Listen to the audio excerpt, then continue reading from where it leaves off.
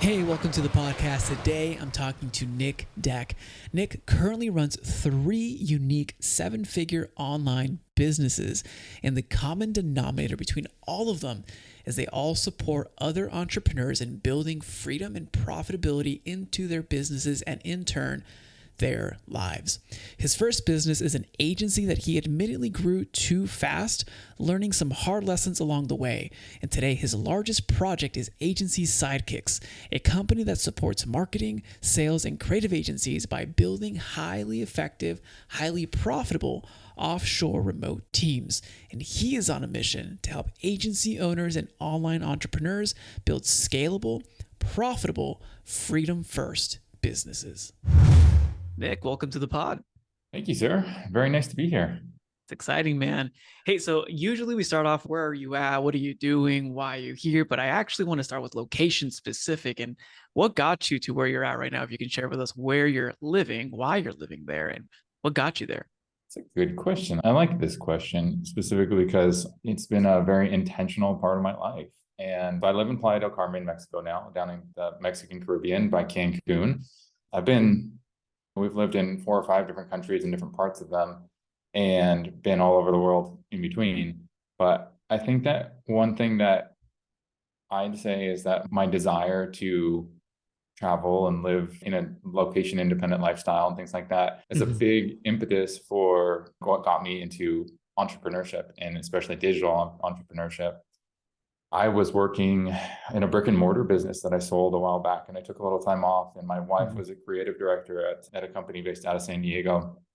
And I saw that she could really be anywhere and do her job well from anywhere. And we went to Thailand for a few weeks during that time. And I was like, oh, well, now I want to do this all the time. So that's where I started working my way into the marketing space for the first, professionally for the first time. I'd done a lot of marketing with the previous businesses, but that was the reason I wanted to get online and get into the marketing space. I loved it, but it also provided me the freedom to be places like this. And now I've got my family, I've got my home base here. I've been here for the last couple of years and I've got a great community and things like that. But that's one of the things I've always appreciated about the space was the freedom that it does provide, the freedom that it does innately build into your life, right? And I love that. And one of the key things that I hear missing from the narrative online is what are you building? What impact are you making? What are you changing? How are you changing the world with your product, et cetera? And I think that's important, but we also never ask, what kind of life are you building?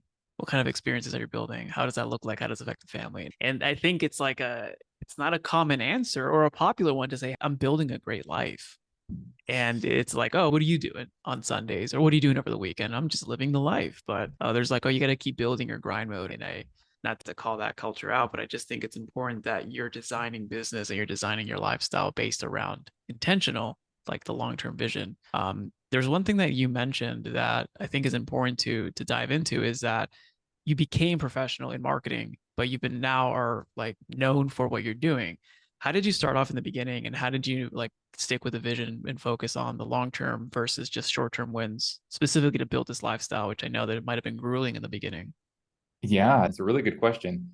And I think that one of the things that I didn't anticipate when I sold my first business was that I would be starting over. I would be, because I wanted to move into a place where I could have this freedom, build this freedom into my life. And fortunately, it's paid off. I like where I've ended up so far, and I like what I have ahead of me. But I definitely did have a very long and somewhat arduous battle ahead of me when I started to move my way into professional marketing space. And I'd been an entrepreneur for multiple years prior to that. And I had a couple different businesses. And what I ended up doing was actually went and got a job because I wanted to learn the ins and outs of the agency space. Like I've been a freelance writer. I'd always been good at writing. So I moved into the content program. They're a great agency. These guys, I got really lucky because this wasn't some little rinky-dink agency. These guys really had their act together, and I learned a lot about how to build a team and how to operate. All of their operations were pretty rock solid, and I worked my way up the ladder there. But it was over the course of 4 or 5 years. I know I got to the point where I was leading a team and that kind of stuff before I left. But, it wasn't the glamorous, like overnight online entrepreneur experience. Like I didn't get to just pop in, like what a lot of people have been able to move into the space far more quickly. But I actually really appreciate the path that I took because in general, one of the themes in my life is that I'm always learning to be more patient. I'm not a very patient person, Yeah. but that was one of those things where it certainly taught me patience. And I'm glad that I went through it because I had an opportunity to learn so much on other people's times, and develop the skill sets and develop multiple skill sets along the way. I wasn't just there to do a job. I was there to learn a lot of the time. And that was one of the things that I think set me up for success as I did leave that role and move into entrepreneurship again and start the agency again, because what I ended up being able to do was basically copy and paste their model into my own business and apply my own tweaks and things like that. But where so many entrepreneurs have years of kind of turmoil and struggle and things like that, and they're learning the acquisition side, they're learning the fulfillment side, they're learning people management, operations, all that stuff. Like I had this really nice vantage point where I got to see how it was done, but I got paid to learn that stuff instead of trying to like slog through it. And so I took my agency from 2 people to 26 people. We went to multiple 7 figures in the span of about 13 months. Wow. And that was its own and its own thing on its own. That was not as glamorous as it sounds. Everything was on fire and it sucked a lot of the time. But I was able to do that because I had prepared myself. I'd seen how somebody else had done it well, how another company had done it well. And then I'd just been able to kind of apply that in my own way, in my own business.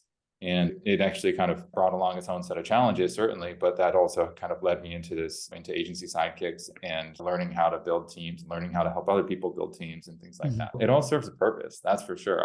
There are a lot of things in my life that I wouldn't do again, but I have zero regrets about any We of have to those go things. through those. We have to go through. But I do want to pause for a sec because you went through quite a bit there. And I think the intentionality of working at a specific job for the sake of gathering and getting the actual experience and the skill sets and the I don't know what are the tactical nuances of Yeah. executing A, B, and C. And I think for our listeners out there too, and I know a lot of our looking to create or have a side hustle or want to continue, it's like maybe part of it is leaving the current job for something intentional in the same field that you're doing. Because I know that when you look online, when you look at the IGs, when you look at the posts, you do see those overnight success stories. You do see Nick's story. If we grew to multiple 7 figures in 13 months, but they don't show you the 10 years that they were like grinding and learning behind the scenes. It's just that one highlight reel.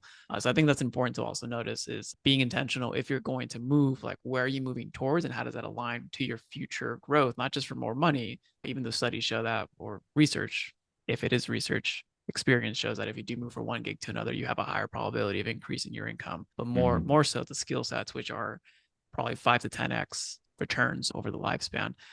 Let's talk about usually when we start businesses or you start offers or you have a solution to the marketplace, we're solving our own problems. I mean, that's how I'm here. Like similar, not exactly, but similar path. We took an agency, 7 figures, less than 1 year, hair on fire. But then I found out what worked, what didn't work, right? So I mean, but you found different solutions to solve from that.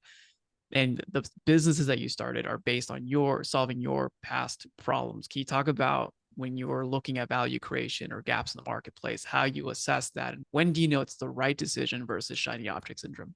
That's a good question. I'm not sure if I have the answer completely yet, but I think that one of the things that I identified early on was that even moving into the marketing space was something where I was inevitably solving my own problem because I recognized it. So my first brick and mortar business, it was a carpet cleaning company.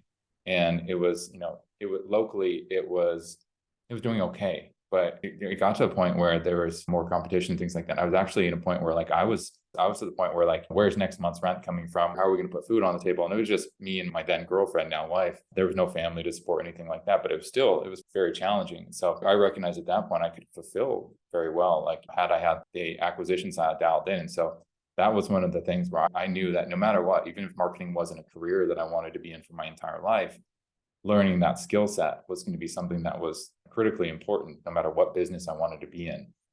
And so I need to solve some of my own problems here. And when we went into the marketing space, when we did grow from small to pretty decent size very quickly, I was then in a position where profitability was a significant issue. Like I just hired people and just stuck them places because I needed to solve the problem. I needed to deliver for the clients. And so at that point, we were making a bunch of cash, but we were also paying it right back out. We had a lot of overhead at that time. And it was not a very effective use of those resources in a lot of cases because we had hired so quickly and we were just trying to keep up with the growth. And so what I ended up recognizing was there's obviously a lot of value in bringing in lower cost high value offshore talent. But like what I ended up trying to do was hire outside agencies, outside talent agencies to help me find that talent and place those people. And there was just one letdown after another. And I think that this is a few years ago, so there's probably better solutions now, but we just had to get to the point where we needed to build that for ourselves. We needed to be able to do that because we were paying out a bunch of money to vendors and they were sending us a bunch of mediocre talent. And so that was one of those things where I had to build an internal recruitment engine for our company just to keep up with our growth and to really address that profitability issue and really increase the capacity and the bandwidth. And there's a bunch of things that come along with it. Your key players get to focus on their core competencies. They get to focus on things they enjoy, the strategic components, that kind of stuff, instead of all the lower level tasks that they get bogged down in. But I had to build that for myself. And then that naturally became something where we had people coming to us. They said, hey, I saw what you've done for your agency. I saw what you've done from afar, but can you do that for me?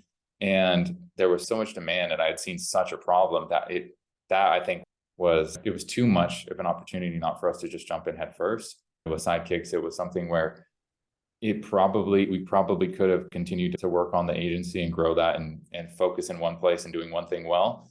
But it was a problem that I wanted to solve because I had seen how much it had relieved the bottleneck for me, the pressure for me. It had really improved not only the quality of my business, but also my ability to improve my personal life, because I was able to then predictably find good talent that it could relieve some of the bandwidth of my key players, who could then relieve some of the bandwidth of me. And then I wasn't working on the weekends and the nights and things like that. So it was one of those things that was very highly aligned with my values as well. Like I wanted to help other people not be working weekends and not be working nights and not have their hair on fire all the time. So that was one of those things where it was so aligned with what I wanted to do, especially after having gone through that it was like, I don't know if it was probably a bit of a shiny object, but at the same time, I think that when the problem presents itself, and it's something that is, in this case, this was more aligned with who I was than marketing was.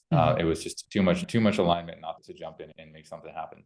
Yeah, values alignment, but then you also had the demand portion to it, right? Like you had the product market fit. So the demand was there, it aligned with your values, it had a clear vision. So how you're still running both, right? So how are you juggling that? How is that now with the portfolio of companies? I know you have other companies, but how is that now? And how does that align with your time freed up? I certainly don't have all the answers, but I think at this point, what I have accepted about my current state, my current position, is that I'm cool to have multiple smaller projects that basically run themselves. Like that's my I don't have ambitions to be the multi 8 or 9 figure entrepreneur necessarily. My ambitions are really lifestyle based, and I have the opportunity right now to have an agency that I spend a few hours a week in, and with Sidekicks also, I spend a few hours a week in there, and they're in good shape. Like they're great businesses, but in terms of it, I think it's just everybody has to understand what they truly want out of their business,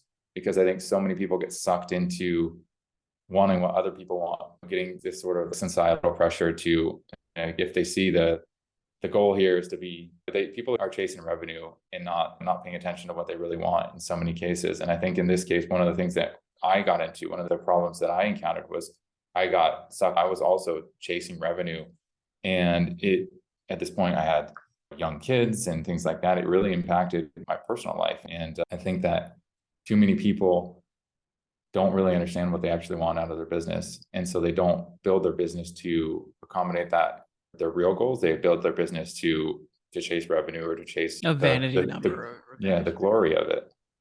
I mean, do you block out from not following social? Like, how do you keep your blinders on? I think that's one of the key characteristics from high performers, and something that I try to mimic myself from time to time is like, should I just delete this app from my phone and no longer stay tuned in to the ethereal pulse of the internet? It's a good question. I think that what I used to do is just block it all out. But then I realized that I was missing out on, there's so much good content. Like there's so many people that are aligned with my values or are aligned with where I want to be. And so what I actually ended up doing is I got the Instagram back on my phone. But I curated my, who I'm following. The great purge. Yeah. And then now if I see an account or if I see a post from somebody multiple times that isn't aligned with where I want to be or what I want to see, then I'm like, cool, I'm just going to unfollow them and just follow somebody. I'm just kind of always realigning. I think that's optimizing. one thing. Yeah, exactly. Keep optimizing. So it was one of those things where it's just a matter of making sure that if you're consuming content, it's not a bad thing, because there's so much content out there that does inspire me and does move me forward. But making sure it's aligned with, again, making sure it's aligned with that, your true values, what you actually want out of your life, not what you think you want. No, what other people tell you that you want. How is it now running the company with kids, with a family? What's your ambitions look like? What's the next move? It's a good question. I think that one of the things that I have been more and more comfortable with accepting is not having a plan. I think that I've always been a planner. I've always looked to all of the companies that I've wanted to build and have built have been a product of this big, beautiful, long-term vision. I've started them with that vision, but at the same time, even this is a recent development for me, but in the last year or two, I've been very comfortable with not knowing where they're going. And it's not that I don't have aspirations and ambitions, but I used to get to the point where if I wasn't hitting certain growth targets or targets, professional targets, whatever they may be, I'd get frustrated or I'd get upset or I'd feel bad about myself. And now I'm realizing, like, hey, you know what? It doesn't have to right now when I have a 4-year-old and a 7-year-old in the house and plenty of other things that I need to be paying attention to. I'm okay with waiting a few years before I evaluate where those companies need to go. I'm always keeping my eyes open and I'm always looking for input in terms of where they may be headed. But at the same time, I used to have these exit goals. I used to think that, hey, I want to have a big payday and then retire and sit on the beach all day. And now it's, hey, you know what? I'm not working all that much. I'm living a really balanced, comfortable lifestyle. I'm helping a lot of people along the way, and I'm able to spend time with my family and prioritize my values. I'm okay just being where I'm at right now. And that's something that took a lot of conscious effort or conscious intention to actually get to be okay with. Are you Yeah. battling am I too comfortable and not stressed enough to require change? Or have you ever had that doubt? Because I know the Yeah. entrepreneurs were always pushing. I will admit there are those weeks where if things go exceptionally well or exceptionally smoothly, like, man, that's kind of crickets out there. Like, it's a little too quiet for me to be comfortable. But it's one of those things where I think that's the slow but steady adaptation towards that being the norm has allowed me to become more and more comfortable in those situations. It's less alarming than it ever has been. Let's put it that way. Yeah, I mean, the personal self-reflection, if I can be transparent, like making thankfully really good living here in San Diego, but then my email inbox is empty. I'm like, wait, what's up? What's going on here? Yes. How And I is think this supposed to happen? Because usually I always love communicating, supporting. I'm fueled by others and making sure that they're fueled and that they're growing. So I know that about me too, but sometimes like wrong signals for how things are going versus focusing on what's working. Absolutely. And I think that it's one of those things where those are periods of, for me, my greatest reflection or creativity comes during those periods of quiet when I actually get to step back and look at the big picture. And it's not that I don't have time. I make conscious time pretty much every week to do that. But when I have more freedom, more quiet time, it's when I come up with new concepts that we apply in the business. We get to test new things. Yeah. And that's allowed us to better serve our clients, to build stronger, better teams that are more aligned with their own values, that are actually getting them. Like, we have a very strong company culture that provides a lot of reciprocal value to the team. Let's put it that way. And so when, like, I want to have the time to innovate the company to the point where we can help the team members also achieve that level of freedom and that level of kind of the opportunities to be reflective and advance and see where they want to go next and things like that. I don't expect everybody to be with us all the time. I want everybody to always be leveling themselves up. And I appreciate when people phase out because they're ready to move on to something bigger and better, because that's the whole point. We should leave them better than where we found them. I think that's key. And I think you try to do that with your clients. I mean, I know we're working on a project, but I think it looks like your internal values, you reciprocate with your culture, with your team, but then also with the end client and what they're trying to mimic, what they're trying to do. And it's Absolutely. like rubbing off of that. And I think it's a good reflection of you as a founder. I think as you're growing, you're okay with not having a plan and not having all the things figured out, which I think are great. What are some of the things that you're excited about right now, or that are some passion projects that you're building out? That's a really good question. So it's funny. I've said that's a really good question like 3 or 4 times, but this is I'm enjoying the conversation. That's all that means.